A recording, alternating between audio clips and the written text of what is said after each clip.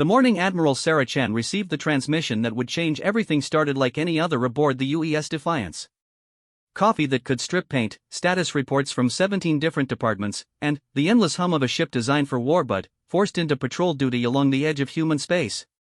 The quarantine barriers shimmered beyond the viewports, their alien technology keeping humanity locked in their own solar system for 3 centuries.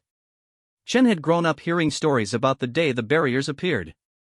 Her great-great-grandmother had been alive when the first alien ships descended from the sky, their hulls gleaming with impossible materials and their weapons that could turn mountains into glass.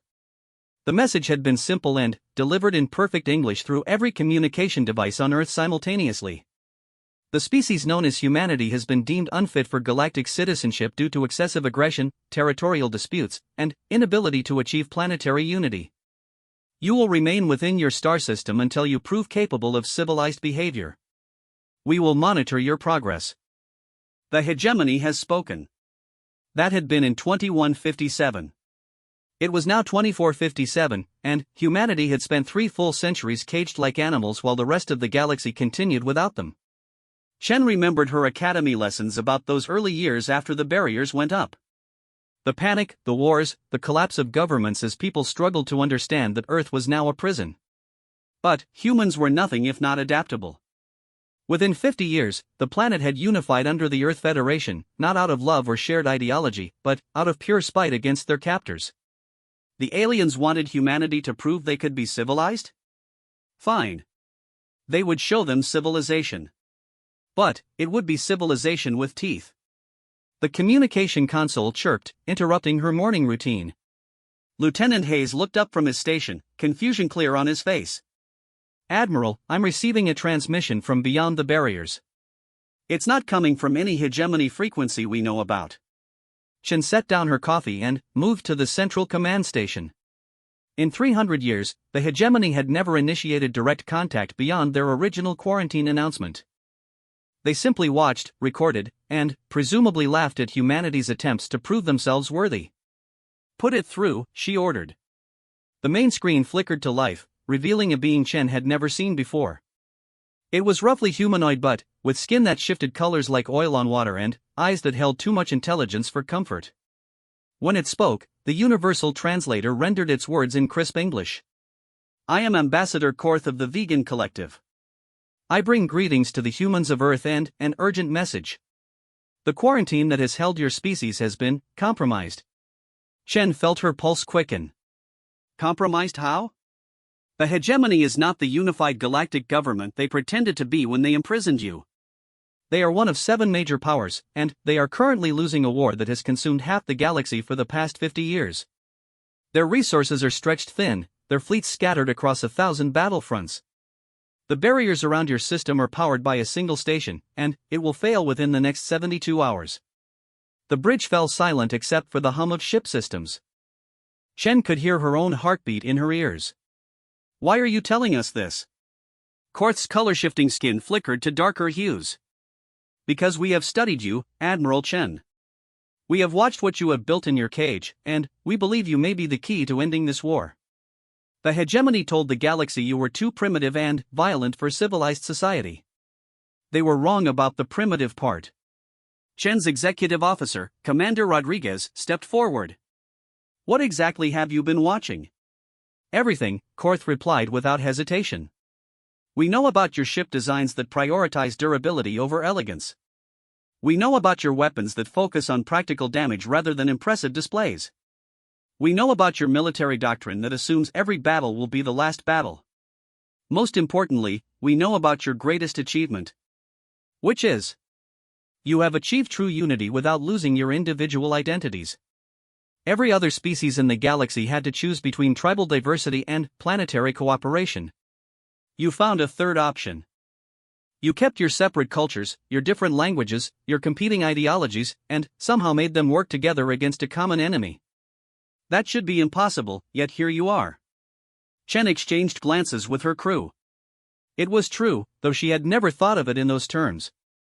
Earth was still home to hundreds of nations, thousands of cultures, and millions of different ways of thinking. But, when the barriers went up, all of that had somehow crystallized into a single, unified purpose: get out of the cage and show the galaxy what humans could really do. The hegemony made a critical error, Korth continued.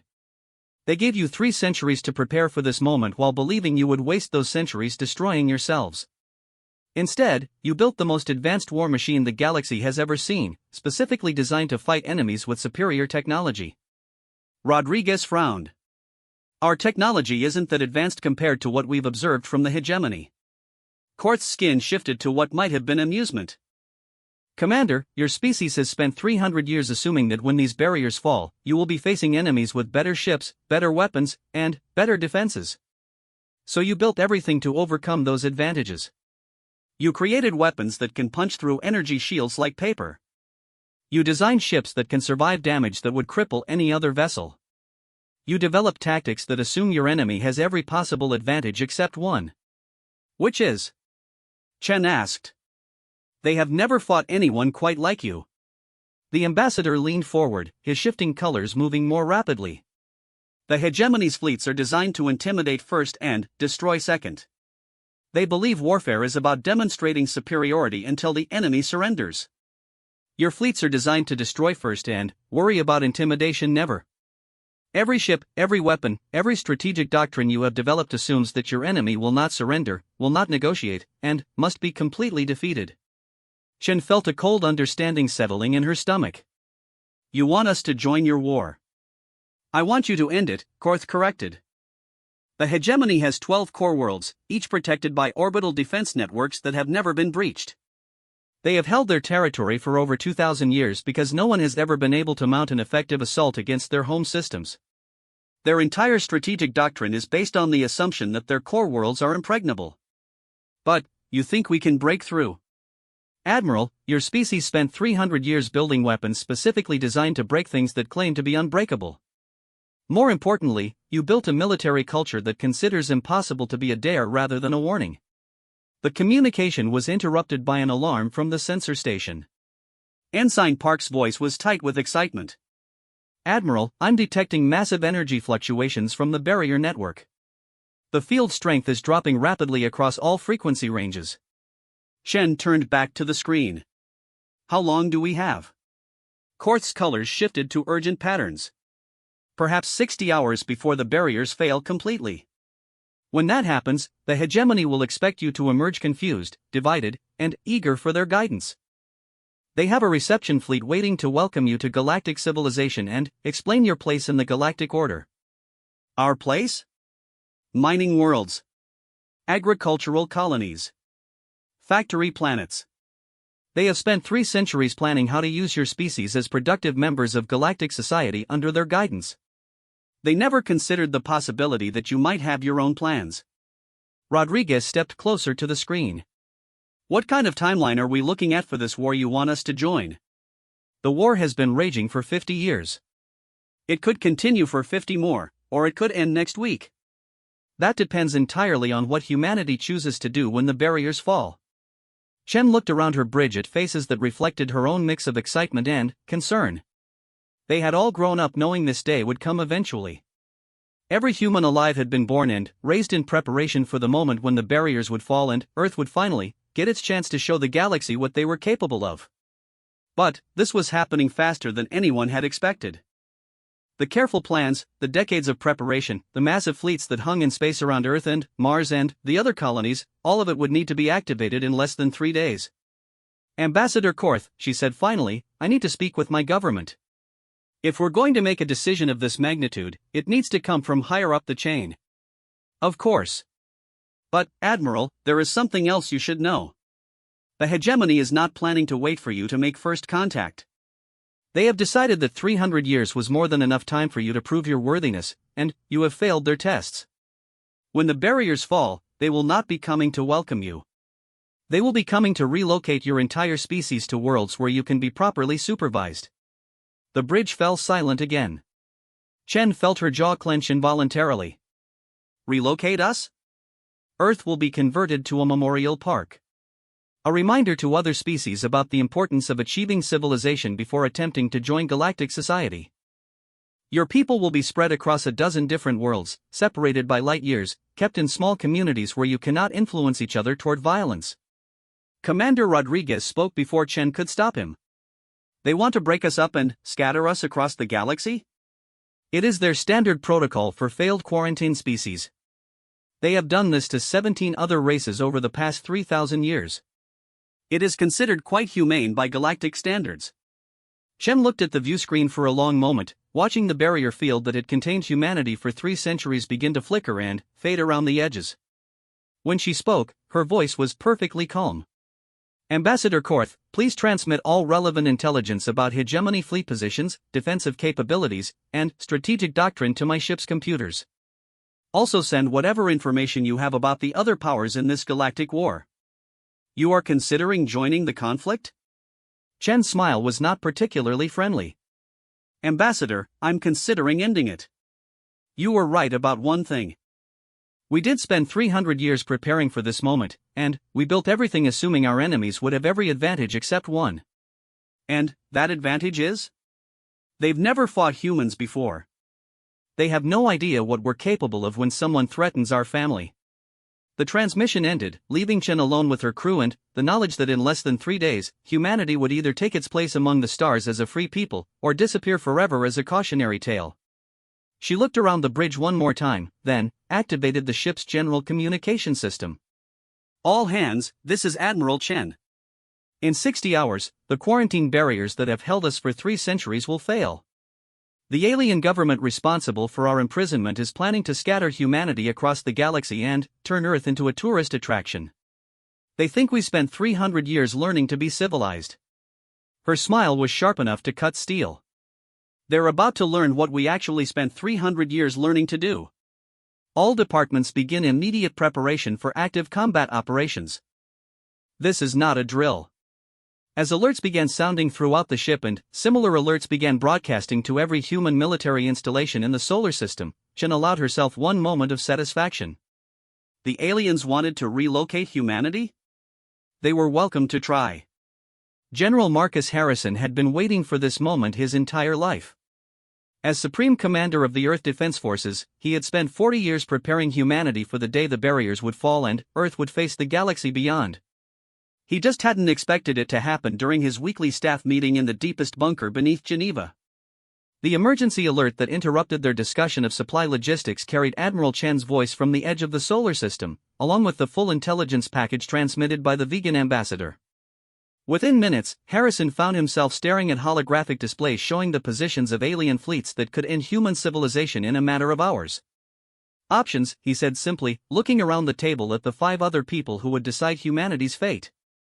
Admiral Yuki Tanaka, commander of the Home Fleet, was the first to speak. We can try to negotiate. Maybe convince them that we've learned to be civilized, buy ourselves time to prepare. Defense Minister Elena Volkov shook her head. Based on this intelligence, they made their decision about us before the barriers even started failing. They're not coming here to test us or give us a chance. They're coming to end us. Harrison nodded grimly. The hegemony fleet composition made their intentions clear. Instead of diplomatic vessels and escort ships, they had positioned 12 battle groups at strategic points around human space. Each battle group outgunned anything humanity had ever built, and they were positioned for rapid deployment to Earth and the other human colonies simultaneously. Dr. Sarah Kim, Director of Strategic Intelligence, pulled up another holographic display. The timing isn't coincidental. Our analysis of the transmitted data suggests the hegemony has been planning this operation for the past 5 years. They know the barriers are failing, they know exactly when, and they have their forces positioned to exploit that failure. What about the other powers in this galactic war? Asked General Lu Wei, commander of the Martian Defense Corps. The vegans, the others fighting the hegemony? They want us as allies, but they can't help us in the next 72 hours, Harrison replied. Their fleets are engaged across multiple sectors. We're on our own for this one. Air Marshal Jennifer Brooks, head of Aerospace Command, leaned forward. Our intelligence on hegemony technology is limited, but, based on what we observed during the original quarantine, their ships are powerful but not designed for sustained combat. They rely on overwhelming firepower to end conflicts quickly. And our ships? Brooks smiled grimly. Our ships are designed to take overwhelming firepower and keep fighting. 3 centuries of knowing we'd be outnumbered and outgunned when this day came. Harrison stood and walked to the main display, which showed the current positions of human forces throughout the solar system. Earth's defense consisted of 4 battle fleets, each built around massive dreadnought-class vessels that could fight entire enemy fleets alone if necessary. Mars had 2 fleets of similar composition, while the asteroid belt colonies were defended by fast attack squadrons specializing in hit-and-run operations. But the real surprise was hidden in the outer system, beyond the reach of hegemony sensors. Operation Ghostwall had been humanity's most classified project for the past century, the construction of a complete battle fleet in the shadow of Neptune, using asteroid materials and powered by fusion reactors that produced no detectable energy signature. The fleet existed in complete communication silence, waiting for the day it would be needed. Admiral Tanaka, Harrison said, "How quickly can we mobilize the home fleet for combat operations?" 4 hours for full combat readiness. But, Marcus, we're talking about fighting 12 battle groups with technology we've never seen in actual combat. Our simulations are based on observations from 300 years ago. Dr. Kim, what's your assessment of relative capabilities? The intelligence director called up a series of comparative analyses. Unknown but promising. Hegemony vessels appear to prioritize energy weapons and defensive shields. Our ships mount kinetic weapons and armor systems. It's the classic unstoppable force versus immovable object scenario. General Liu leaned back in his chair. Except we don't know which one we are. Harrison studied the data for several minutes, considering options that ranged from desperate to suicidal. Finally, he made the decision that would define humanity's future. We're going to do something they won't expect, he announced. We're not going to wait for them to come to us. The room fell silent. Defense Minister Volkov was the first to speak. Marcus, you're talking about taking the offensive against a technologically superior enemy with overwhelming numerical advantage. I'm talking about refusing to let them set the terms of our extinction. Harrison activated the communication system that would reach every human military installation simultaneously. All commands, this is General Harrison with Emergency Authorization Omega. Operation Breakout is now active. All fleet commanders report to your designated rally points and prepare for immediate offensive operations against hegemony forces. Admiral Tanaka stood up sharply. Marcus, we don't even know if our weapons can penetrate their defenses. Harrison's smile was cold and determined. Then, we're about to find out. But, we're going to find out on our terms, not theirs. The next few hours passed in a blur of activity as humanity's war machine came online with an efficiency that would have surprised their alien observers. 3 centuries of preparation had created military systems designed for exactly this scenario: rapid mobilization against a superior enemy with no time for extended planning. The home fleet assembled above Earth in record time, for massive dreadnoughts surrounded by screens of cruisers and destroyers. Each ship bore the scars of decades of construction and modification, built and rebuilt as humanity learned more about potential alien threats. They were ugly, functional vessels designed for one purpose: to keep fighting when everything else had failed. Mars fleet took position above the Red Planet, their ships newer and sleeker but equally focused on practical warfare over aesthetic appeal. The asteroid belt squadrons moved to intercept positions along the main shipping routes, ready to harass any enemy forces that attempted to bypass the main battle fleets. But the real surprise was Admiral Sarah Chen's message from the edge of the system. The barriers were failing faster than predicted, and hegemony forces were already beginning to move toward human space. More importantly, her sensors had detected something the aliens probably didn't realize she could see. General Harrison, Chen's transmission reached him as he stood in the operations center beneath Geneva. I'm transmitting detailed sensor readings of the approaching hegemony forces. Their ships are larger and more powerful than we anticipated, but they have a critical vulnerability. Harrison watched as the data streamed in, showing alien vessels that dwarfed even humanity's largest dreadnoughts. But Chen was right about the vulnerability. They're designed for warfare in open space against opponents who will try to maintain distance and engage in long-range combat, Chen continued. Their point defense systems are minimal, and their armor appears to be optimized for energy weapons rather than kinetic impact. They're built to fight the kind of war the rest of the galaxy has been fighting for millennia. And we're not built to fight that kind of war, Harrison realized. No sir, we're not. We're built to get close and keep hitting until something breaks. Defense Minister Volkov looked up from her own tactical display. Their formation suggests they plan to approach our world simultaneously and demand surrender. Classic intimidation tactics. How long until they reach effective weapons range of Earth? 18 hours at current approach speed. Harrison nodded grimly. 18 hours to prove that humanity deserved a place among the stars, or 18 hours until the end of human civilization. Either way, the waiting was almost over. He activated the fleet communication system that would reach every human ship in the solar system. All commands, this is General Harrison. In 18 hours, we will face an enemy that has controlled the galaxy for 2,000 years.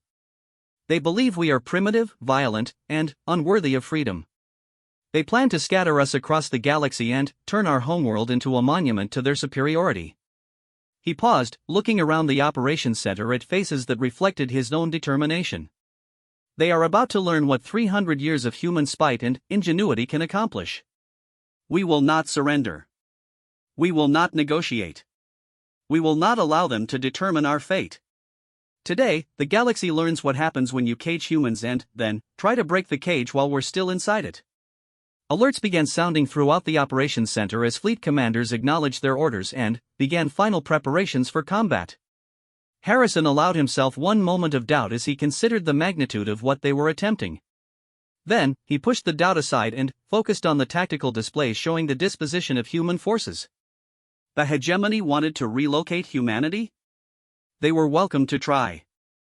But they were going to discover that humans had spent 3 centuries learning something the rest of the galaxy apparently never had: how to fight when defeat meant extinction. In 18 hours, one of two things would happen. Either humanity would take its place among the stars as a free people, or the hegemony would learn why keeping humans in a cage had been their first and last mistake. Harrison was betting on the latter. Captain Maria Santos had never seen space this crowded. From the command deck of the UES Retribution, she watched through the main viewports as humanity's home fleet assembled in Earth orbit for the first time since the barriers were erected. 4 dreadnoughts, each one a kilometer long and bristling with weapons that had never been tested in actual combat. 12 heavy cruisers built like flying fortresses. 36 destroyers designed for close-quarters combat that would terrify any sane naval architect. And, surrounding them all, nearly 100 smaller vessels from patrol boats to supply ships. It was the most powerful fleet Earth had ever assembled, and it might not be enough. Captain, reported Lieutenant Commander Hassan from the sensor station, we're receiving final positioning data from Admiral Tanaka. All vessels are to maintain current formation until contact with enemy forces. Santos nodded, checking the tactical display that showed the entire human fleet spread across near-Earth space. The formation looked impressive until you considered that they were about to face 12 hegemony battle groups, each one roughly equivalent to their entire assembled force. Any word from Ghostwall? She asked. Admiral Chan reports that Operation Ghostwall is proceeding on schedule. The hidden fleet will be in position within 6 hours. Santos allowed herself a tight smile. The hegemony thought they knew everything about human capabilities, but they had never detected the secret fleet built in the shadow of Neptune. That oversight was about to become very expensive for them. The communication system crackled to life with Admiral Tanaka's voice from the flagship UES Defiant. All vessels, this is Admiral Tanaka. Final intelligence update from Admiral Chen indicates hegemony forces will reach the edge of Earth's defensive perimeter in 14 hours.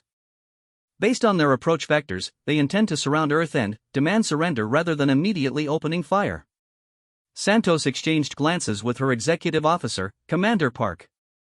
They're still thinking in terms of intimidation warfare, Park observed. Which means they don't understand who they're dealing with, Santos replied. They think we'll see their superior numbers and surrender to avoid casualties. What happens when they realize we won't? Then, we find out if 3 centuries of preparation was enough. The hours that followed passed with the strange combination of frantic activity and endless waiting that characterized military operations. Final weapons checks, last-minute tactical briefings, messages recorded for families that might never receive them. Santos walked through her ship, observing crew members who had trained their entire lives for this moment while hoping it would never come.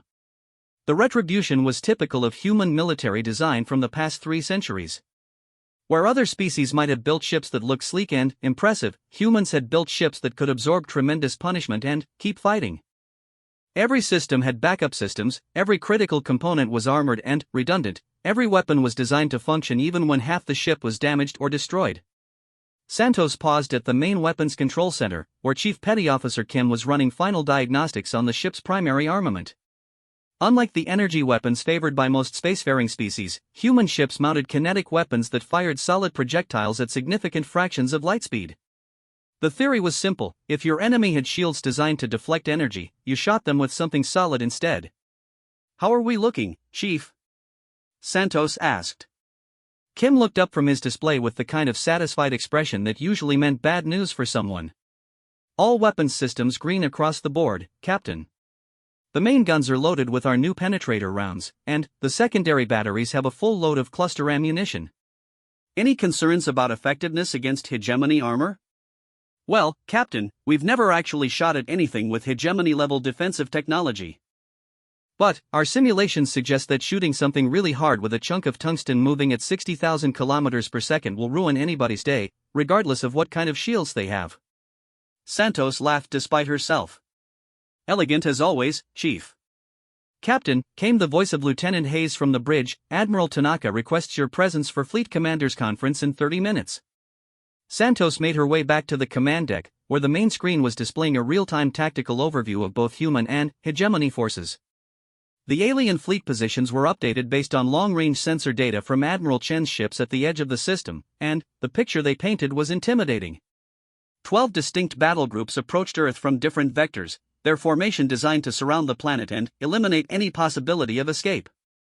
Each battle group consisted of vessels that outmassed anything in the human fleet, their sleek hulls gleaming with energy that spoke of technology humanity could barely comprehend. But Santos noticed something interesting about their approach pattern. They were coming in slowly, maintaining formation, broadcasting on multiple frequencies what appeared to be surrender demands in several hundred different languages. Everything about their behavior suggested they expected this to be a negotiation rather than a battle. The Fleet Commanders Conference convened on a secure channel that connected all human vessels. Admiral Tanaka's face appeared on the main screen, flanked by the commanders of the other 3 dreadnoughts. Santos found herself looking at the people who would determine humanity's fate over the next few hours. "Ladies and gentlemen," Tanaka began, "latest intelligence from Admiral Chen indicates the hegemony fleet will reach optimal firing position in 8 hours. Their communication broadcasts continue to demand our surrender and compliance with relocation protocols. They have not yet powered weapons or raised defensive shields." Admiral Rodriguez of the UES Indomitable leaned forward. "They're still treating this as a police action rather than a military operation. They expect us to surrender once we see how outgunned we are." "Which raises an interesting tactical possibility," observed Admiral Kim of the UES Victorious. "If they're not expecting armed resistance, they may not be prepared for immediate combat operations." Santos felt a cold understanding settling in her stomach. "You're suggesting we strike first?" "I'm suggesting we strike before they realize they need to defend themselves," Kim corrected. "Every minute they spend trying to negotiate is a minute they're not shooting at us."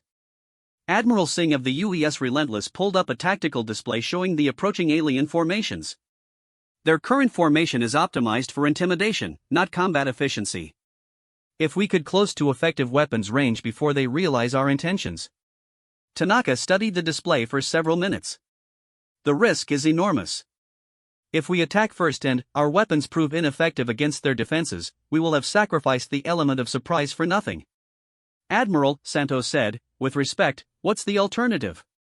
We wait for them to get into position, demand our surrender, and then destroy us when we refuse? At least if we attack first, we get to choose the terms of engagement." The debate continued for another 20 minutes, but Santos could see that Admiral Tanaka had already made her decision. The question wasn't whether to attack, but when and how to maximize their chances of success. "Very well," Tanaka announced finally. "We will implement Operation Broken Arrow.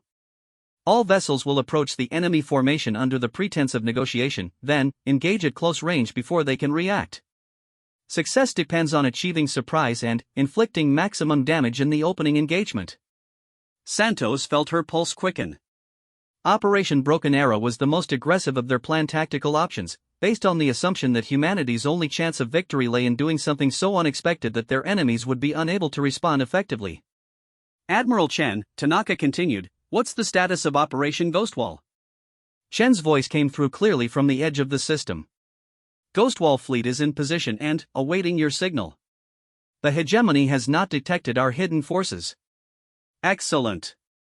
Admiral Chen, you will coordinate with General Harrison to implement the secondary phase of Broken Arrow once the main engagement begins.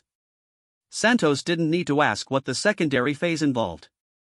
While the home fleet engaged the hegemony forces directly, Admiral Chen's hidden fleet would emerge from concealment and strike at the alien staging areas. It was a classic pincer movement, except they were attempting it against an enemy with superior technology and overwhelming numerical advantage. All vessels, Admiral Tanaka announced, prepare for combat operations.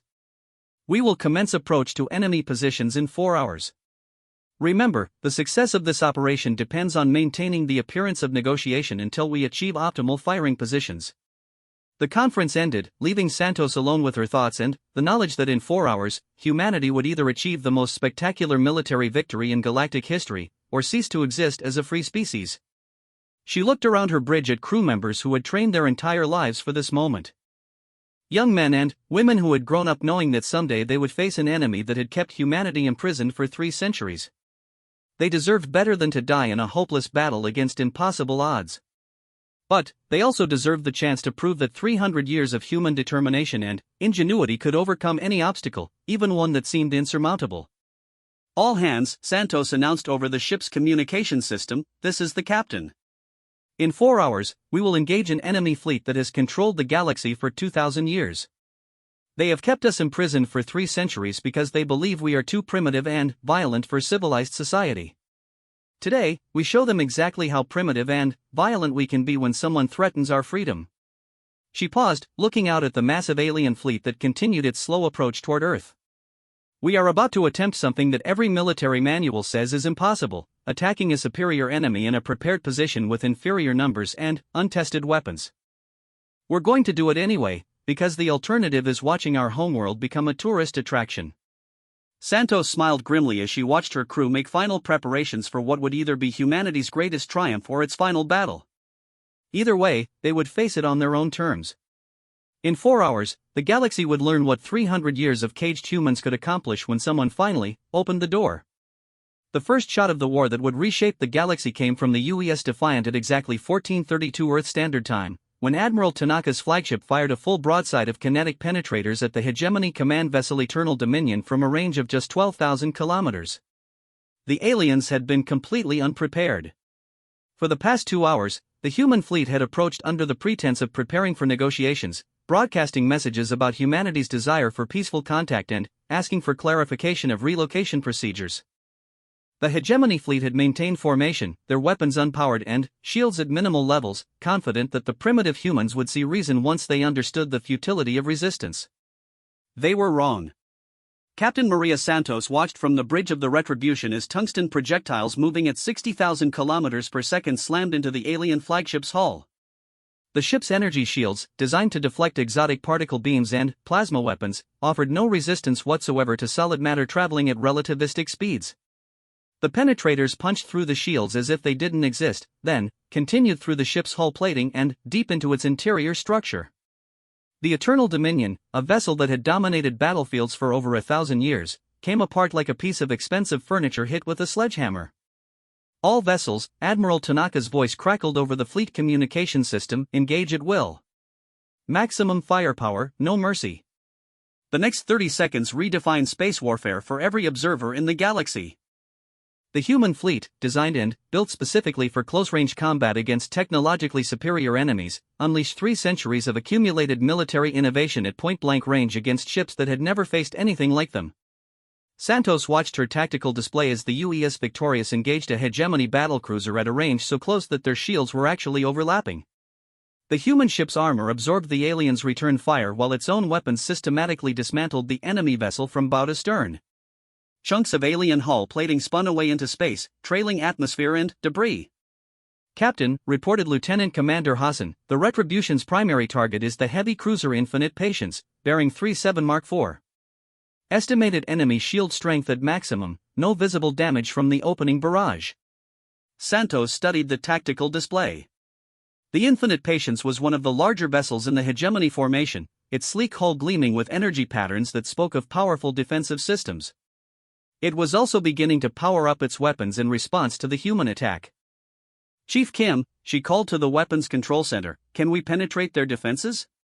Only one way to find out, Captain. All weapons ready for full broadside. Then, let's test the theory that armor beats shields. Fire. The Retribution shuddered as its main battery fired, sending a stream of kinetic penetrators across the intervening space at the infinite patience. Santos held her breath as she watched the projectiles cross the distance between ships, wondering if 3 centuries of human military theory was about to be proven catastrophically wrong. The penetrators struck the alien ship's shields and punched through them like they were made of tissue paper. The impact with the hull was less decisive but still devastating, as tungsten projectiles designed to penetrate the heaviest human armor tore through alien hull plating that had never been designed to resist kinetic weapons. Direct hits across the entire broadside, Hassan reported with barely controlled excitement. Enemy ship is venting atmosphere from multiple hull breaches. But Santos could see that the infinite patience was far from defeated. The alien ship's wounds were already beginning to seal as automated repair systems went to work, and its weapons were powering up for return fire. The advantage of surprise was rapidly disappearing as hegemony ships throughout the formation began to react to the human attack. Evasive maneuvers, Santos ordered. Present our strongest armor profile and prepare for return fire. The infinite patience's response came in the form of energy beams that lit up space like miniature suns. Santos felt the Retribution shake as alien weapons designed to vaporize enemy ships struck her vessel's heavily armored hull. Warning alarms sounded throughout the ship as systems overloaded and compartments sealed themselves against energy discharge. Damage report, Santos called. Portside armor compromised in sections 4 through 7, reported Commander Park. We've lost 2 secondary gun turrets and the number 3 shield generator. But the main armor belt held, and all primary systems are still operational. Santos nodded grimly. The human ships had been designed to absorb exactly this kind of punishment and keep fighting. Now they would find out if the theory worked in practice. Around them, the battle was expanding as more hegemony ships entered the engagement. The human fleet found itself facing an enemy that possessed superior firepower and more advanced technology, but seemed completely unprepared for the kind of warfare humanity had spent 3 centuries perfecting. Santos watched as the UES Indomitable closed to knife fighting range with a hegemony destroyer, the 2 ships exchanging fire at a distance where they could have thrown rocks at each other. The alien ship's elegant hull design proved to be a liability in close combat, as human weapons found weak points that had never been tested against solid projectiles. Captain, Hassan called urgently, Admiral Tanaka is signaling for all ships to execute Maneuver 7 Alpha. Santos felt her stomach clench. Maneuver 7 Alpha was their most desperate tactical option, a coordinated assault that would either break the enemy formation or result in the destruction of the human fleet. It required every ship to abandon defensive positions and charge directly into the heart of the hegemony formation. Acknowledge the signal, she ordered. All hands, prepare for maximum acceleration. We're about to find out if our ships are as tough as we built them to be. The human fleet suddenly abandoned any pretense of conventional tactics and charged directly at the center of the hegemony formation like cavalry attacking a prepared position. Ships that had been designed to absorb punishment now had the chance to prove it, as they flew through fields of fire that would have vaporized any conventional vessel. Santos watched her display as the range to enemy ships dropped rapidly. 5,000 kilometers. 3,000. 1,000. At ranges where space combat had never been fought before, human and alien vessels hammered at each other with weapons that had never been tested in actual battle. The Retribution's next target was a massive hegemony dreadnought that dwarfed even the largest human vessels. But size became a liability when the human ship closed to a range where it could target specific sections of the alien hull with pinpoint accuracy. Chief Kim, Santos called, concentrate fire on their engine sections. If we can disable their propulsion, they become a stationary target. Understood, Captain. Targeting enemy drive systems.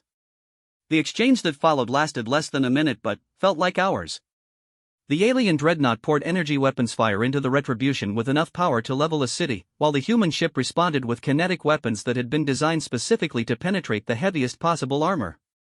Santos felt her ship shudder under the impact of alien weapons, felt the deck plates vibrate as systems overloaded and bulkheads buckled under stress they had never been designed to handle.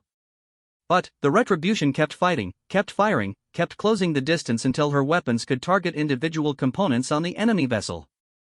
When the alien dreadnought's main engines finally exploded in a cascade of exotic particles and twisted metal, Santos allowed herself one moment of savage satisfaction. Then, she turned her attention to the tactical display, where the battle was reaching its climax. The human fleet had penetrated to the center of the hegemony formation and was systematically dismantling alien vessels from the inside out. Ships that had controlled galactic space lanes for centuries were being destroyed by vessels they had dismissed as primitive and ineffective. But the cost was becoming apparent as well. The UES Victorious was drifting with her engines dead and her hull cracked open like an egg. The destroyer Fearless had simply vanished in a flash of light when an alien weapon found her main magazine. Human ships were tough, but they were not invulnerable. Captain, Hassan reported, Admiral Tanaka is signaling the second phase. Admiral Chen is beginning her attack. Santos looked at her display as new contacts appeared at the edge of the system. Operation Ghostwall was finally revealing itself as the hidden human fleet emerged from concealment and began its attack on the hegemony staging areas. But even as she watched Admiral Chen's ship strike at the alien rear areas, Santos could see that the main battle was far from decided. The hegemony fleet was adapting to human tactics with disturbing speed, and their superior numbers were beginning to tell. The war that would determine humanity's fate was only just beginning. Admiral Sarah Chen had spent the last 4 hours watching humanity's home fleet tear apart the hegemony formation with a mixture of pride and growing concern. The human ships were performing exactly as designed, absorbing tremendous punishment while inflicting devastating damage on their enemies. But, even from her position at the edge of the system, she could see that the battle was turning against them. The hegemony fleet was adapting. Admiral, reported Commander Williams from the UES Defiance, the hidden fleet is in position for the second phase assault. All vessels report ready for combat operations. Chen nodded, studying the tactical display that showed the positions of both fleets. Operation Ghostwall had been humanity's most closely guarded secret for the past century, a complete battle fleet constructed in the shadow of Neptune using materials harvested from the outer asteroid belt. The ships were smaller than the dreadnoughts fighting around Earth, but they were also faster, more maneuverable, and designed for exactly this kind of surprise attack. Signal all vessels, she ordered. Execute Plan Omega. Target priority is the hegemony command and control infrastructure. The hidden fleet burst from concealment like a pack of wolves emerging from a forest. 24 fast attack cruisers, each one built specifically for hit-and-run operations against superior enemies. Their target was not the main hegemony battle fleet, but the support vessels and staging areas that made the alien war machine possible. Chen watched as her ship struck at the alien supply convoys that had been waiting safely behind the battle lines. Massive logistics vessels that had never expected to face combat found themselves under attack by human warships that had been designed to destroy anything they could catch. The first alien supply depot disappeared in a flash of light as human torpedoes found its main fuel storage. The second managed to get its shields up before being methodically dismantled by kinetic weapons that punched through its cargo bays and scattered vital supplies across space. But Chen's real target was the hegemony command ship that had been coordinating the entire operation from what its commander thought was a safe distance. The massive vessel was larger than anything in the human fleet, its hull covered with sensor arrays and communication equipment that spoke of its importance to alien operations. All ships, Chen broadcast, concentrate fire on the command vessel. If we can disrupt their coordination, the main battle fleet becomes much easier to handle. The attack that followed was unlike anything in the history of space warfare. 24 human ships attacking a single target with weapons that had never been tested against this level of enemy technology. Chen watched as kinetic penetrators and guided missiles converged on the alien command ship from multiple angles, overwhelming its defensive systems through sheer volume of fire. The result was spectacular.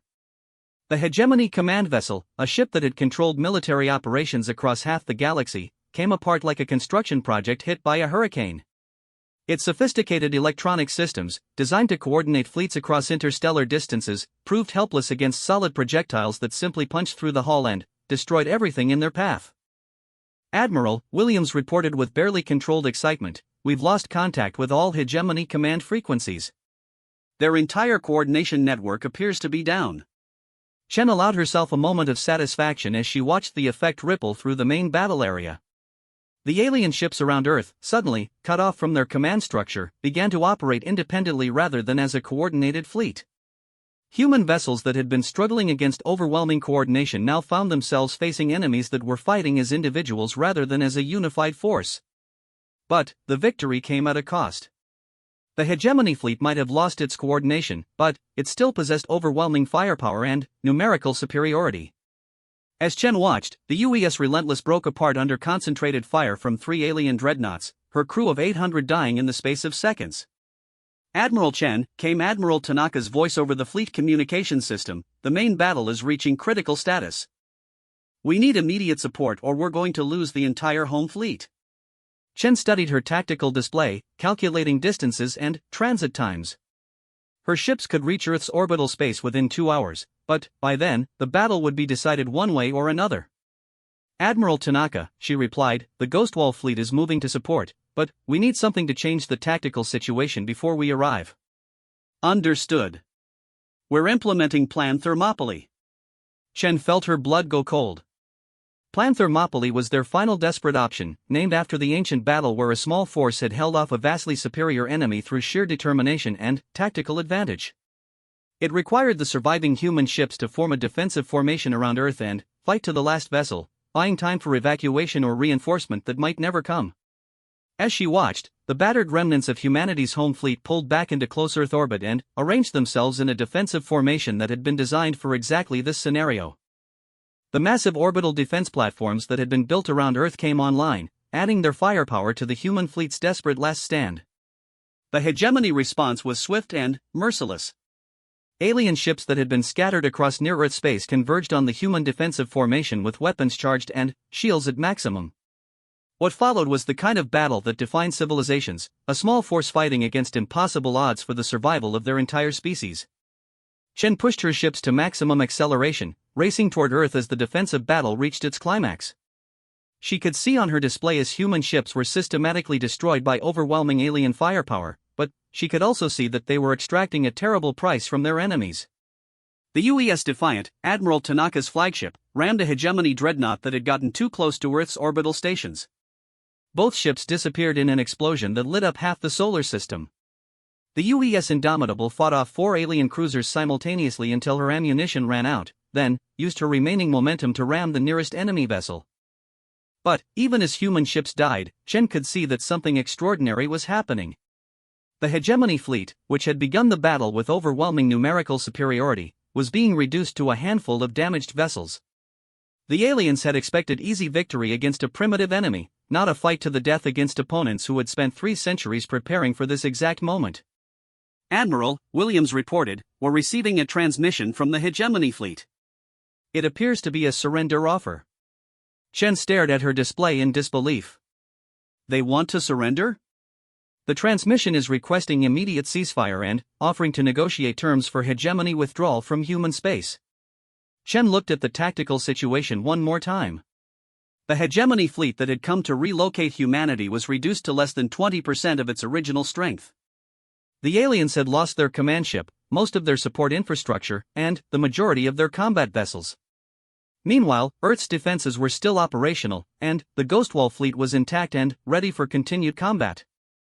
"Open a channel to the hegemony commander," Chen ordered. The main screen flickered to life, revealing an alien that looked like a cross between a lizard and an arthropod. When it spoke, the universal translator rendered its words in nervous, formal English. "I am Fleet Commander Cass of the Hegemony 4th Battle Group.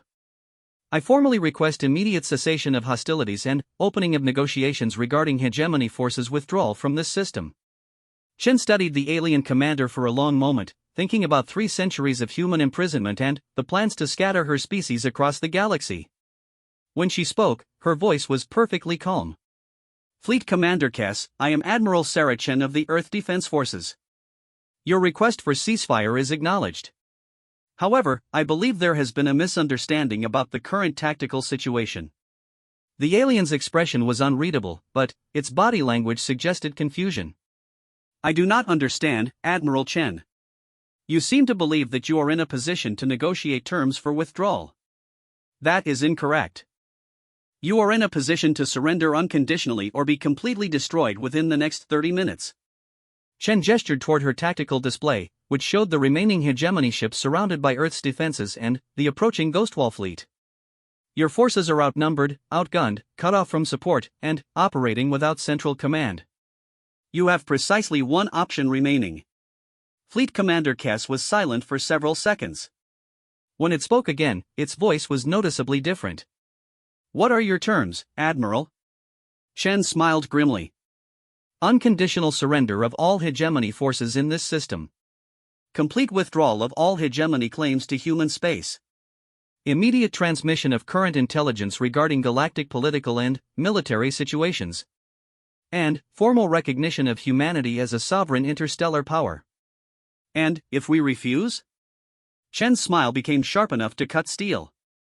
Then, you get to test whether hegemony ships are tougher than human weapons. Based on the past 6 hours, I wouldn't recommend it.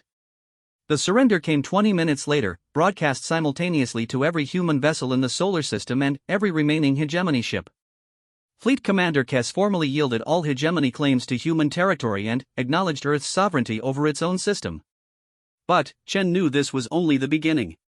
The hegemony fleet that had come to relocate humanity was just one small part of a galactic civilization that had controlled space for 2 millennia.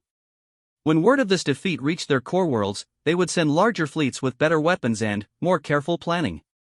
However, they would be facing a humanity that had just proven something important to themselves and, to the galaxy. 3 centuries in a cage had not weakened them. It had made them harder, more determined, and infinitely more dangerous than anyone had imagined. As Chen looked out at the debris field that had once been the most powerful fleet the hegemony had ever deployed, she allowed herself one moment of satisfaction. Then, she activated the fleet communication system that would reach every human installation in the solar system. All stations, this is Admiral Chen. The immediate threat has been neutralized, but our work is just beginning. Today we proved that humanity cannot be caged, relocated, or eliminated by anyone who underestimates our determination to remain free. Tomorrow, we begin the work of ensuring that no one ever tries again. She paused, looking out at stars that were no longer forbidden to humanity. The quarantine is over. The galaxy is about to discover what 300 years of human determination can accomplish when it finally gets the chance. The age of human expansion had begun.